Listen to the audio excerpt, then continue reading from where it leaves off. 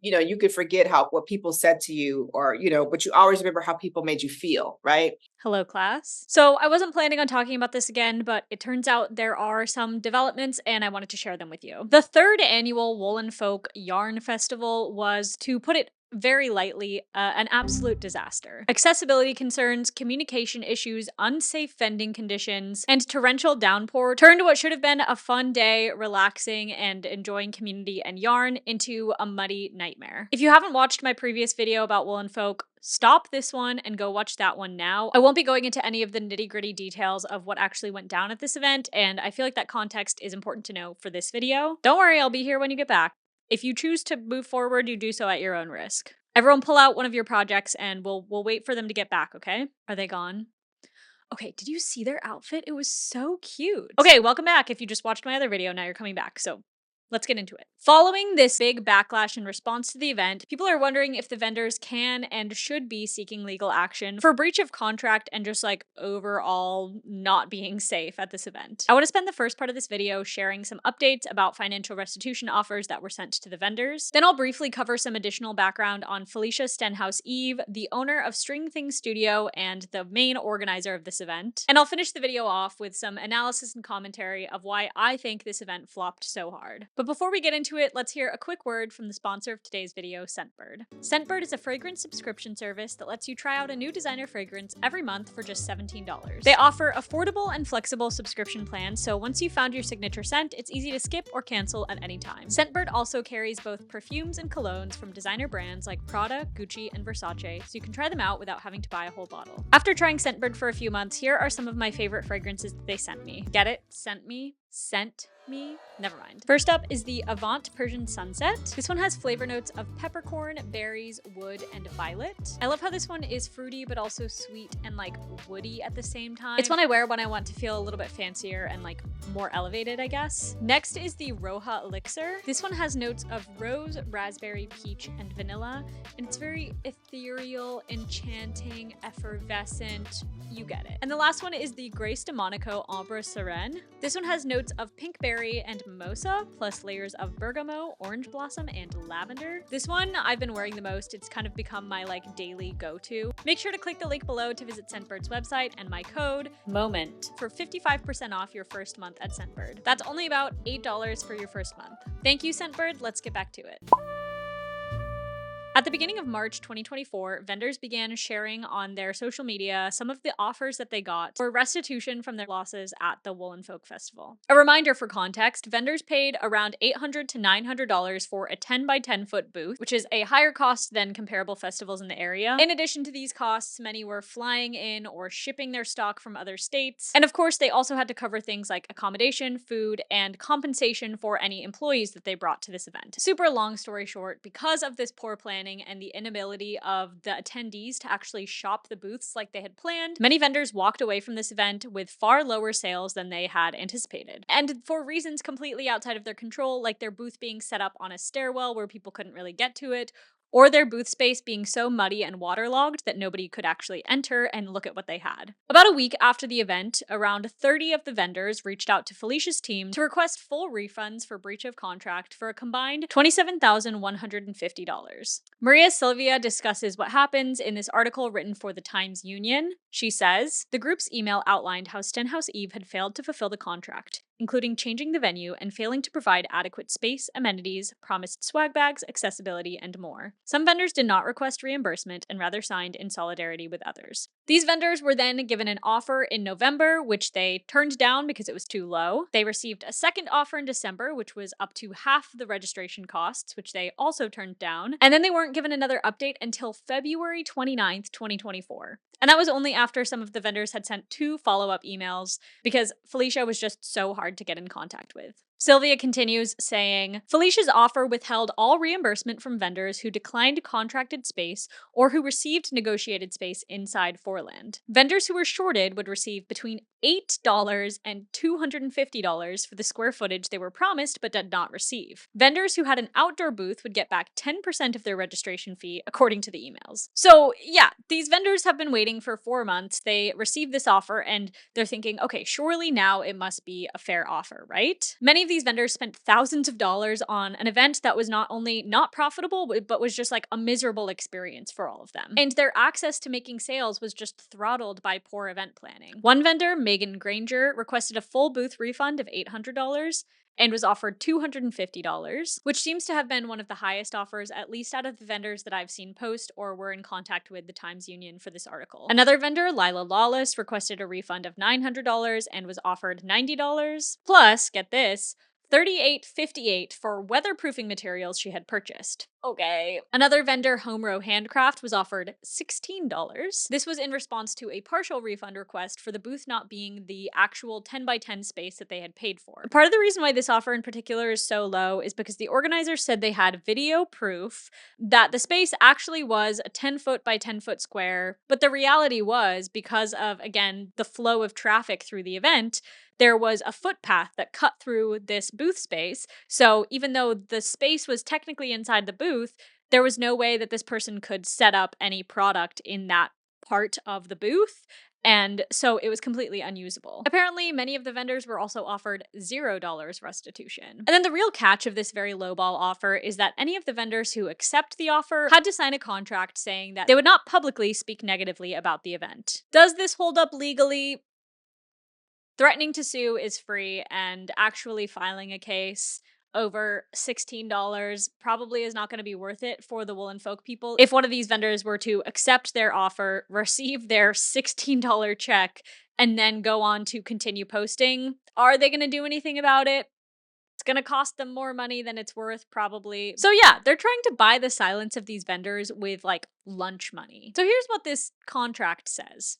We are a small, supportive community and hope to resolve this matter as it has been a looming issue that we all want to close and not exacerbate. In the spirit of healing, the agreement will ask the signing vendor not to publicly speak negatively of Woolen Folk going forward. This is a small business that wants to remain in the community and do its best. Constant negative publicity erodes that ability. I'm speechless. You can't make this stuff up. On their Instagram stories, Home Row Handcraft posted a screenshot of this email along with the caption, "For the record, no one is speaking anything except the truth about what happened at the show. The reason vendors have been silent since October is because we were allowing the organizer ample time, grace, and opportunity to apologize, acknowledge fault, and make amends. That never happened. So I find this language so offensive and belittling, and to think, a whopping $16. They say, since October, even more behind-the-scenes nonsense has come to light.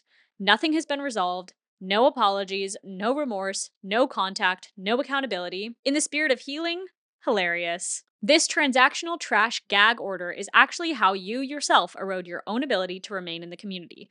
Don't put that shit on us. Thanks." So I believe what this person is referring to, the more behind the scenes things that have come to light, is information that I found in this post on Reddit where the user claims that Felicia allegedly did not pay the event providers either. This person says she didn't pay several of the local service providers, she didn't pay the local event planner, the first aid provider, and several others. She is a crook. And we'll take this one with a grain of salt, okay? I don't have any further proof or receipts of this. This is alleged, and the alleged source is a Reddit post. Legally, I'm not saying this happened, but it is something that I would believe allegedly did happen. According to this article and posts I've seen shared by the vendors themselves, none of the restitution payments have been accepted or paid.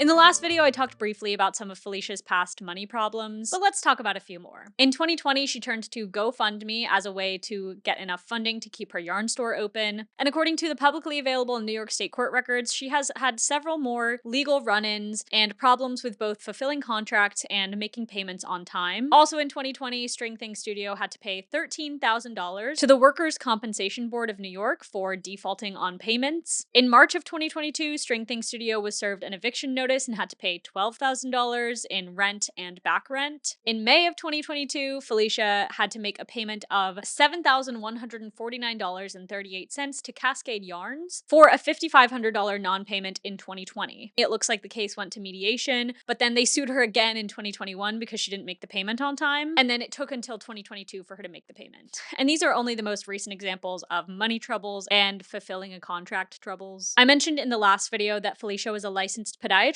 in the late 90s and early 2000s. One of the states where she had her license was in Maryland. And in 2001, she owed the state of Maryland $15,341.32 for tax non-payment, otherwise known as tax evasion. Let this be a reminder to you to go do your taxes right now or apply for an extension. Okay, love you guys. Don't forget. Also, not entirely relevant, but interesting is that Felicia bought a property in Park Slope from her ex-husband in 2022 for $1.8 million. They've since divorced, which was legally finalized, it looks like, in 2021, but the proceedings had been going on since 2019. I bring this all up to say, Felicia has had money problems for at least the past 4 years and has always sort of let things slip through the cracks. Another thing I want to bring up is in relation to String Thing Studio, her yarn store. I mentioned in my last video that I had heard from a reliable source that String Thing Studio was closing down its current location and reopening in a different location. The person I spoke with said that the store would be operational in its new location by December of 2023. This did not end up happening, and no updates were ever really posted about this. Their website still says that they will be closed until winter and will be opening back up and moving locations. I'm not really sure whatever all happened with that, but the most recent piece of information I've heard was from December. In a group chat intended for planning crafting meetups, Felicia announced that String Thing Studio would be closing down its current location at the end of December. When asked about future plans for the business, she said that this was just the end for this space, but that she would be trying to do some pop-ups around town to see what feels right. And I don't know what's going on behind the scenes other than that, but if you've been waiting with bated breath for a new String Thing Studio location,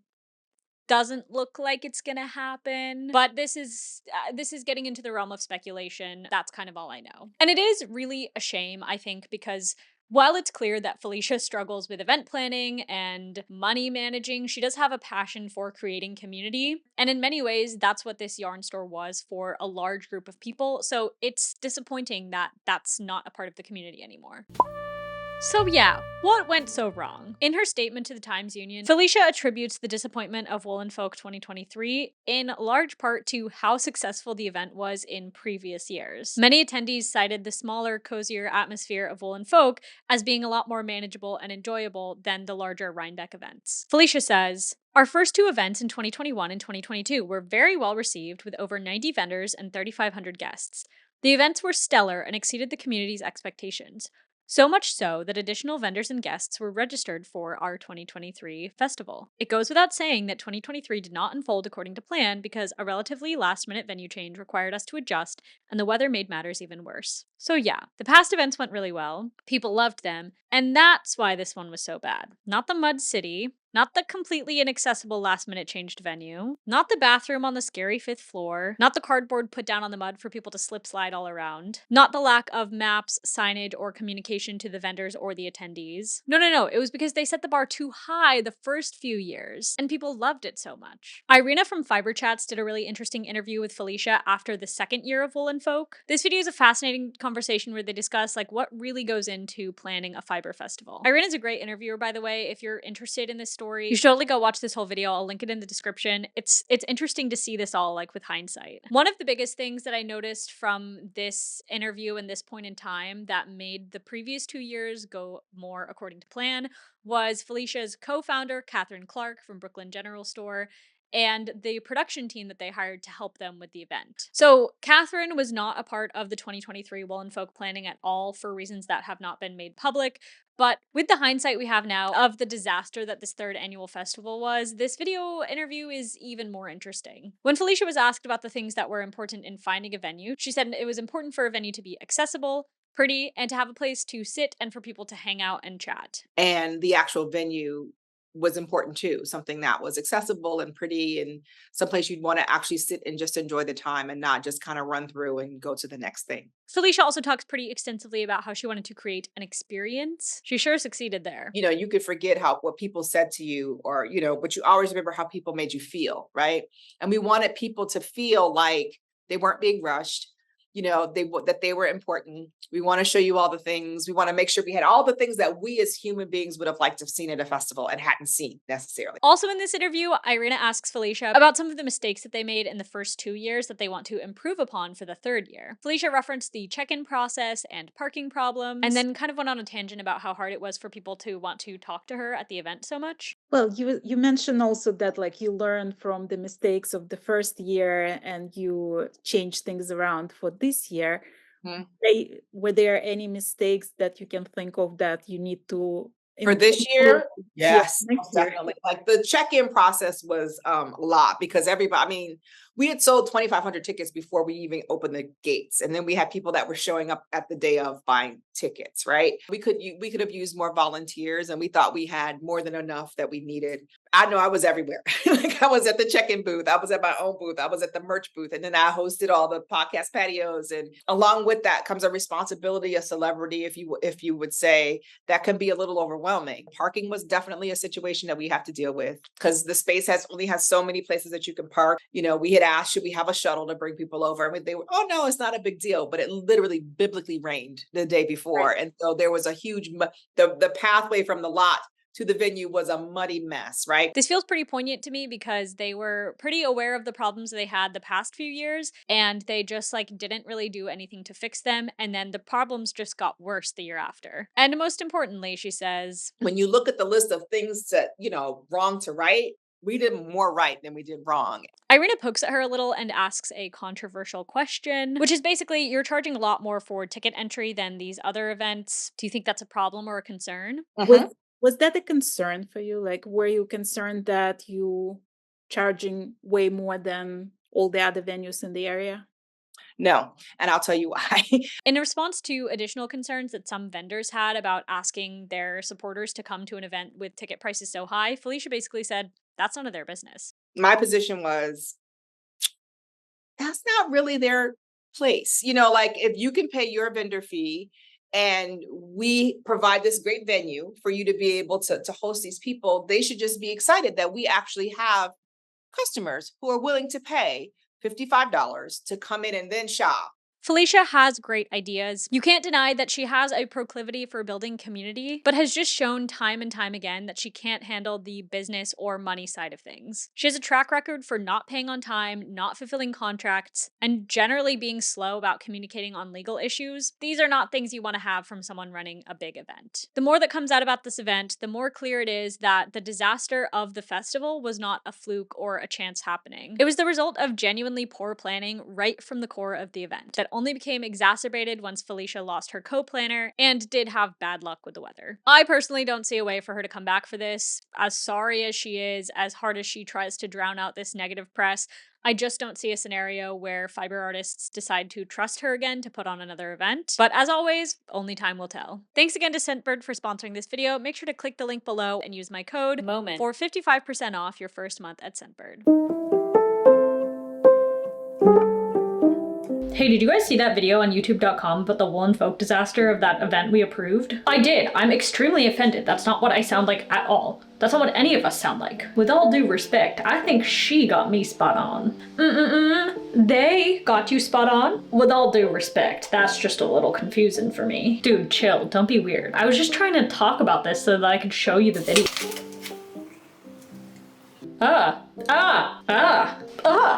Thanks for watching. Like and subscribe unless you want me to show up to your secret after hours board meeting. Support Em on Patreon if you care. And if you made it this far, comment below your favorite kind of apple. Love you. Bye.